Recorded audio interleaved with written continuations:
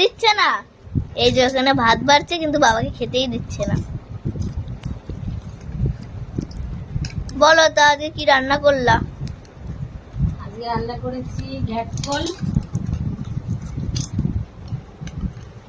তোর জন্য কুমড়ো ভাজা তোকে দিয়ে দিচ্ছি, সব আমার।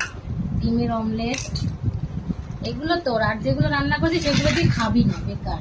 আমার বাবাও তো খেলো ডিমের এইটা। আর এখানে রান্না করেছি কচুরলতি দিয়ে চিংড়ি মাছ, যেটা বাঙালির প্রিয় খাবার। এখানে আছে ছোট মাছ।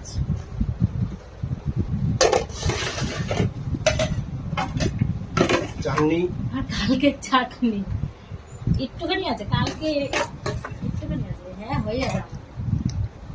পাপড় 2 রকমের পাপড়।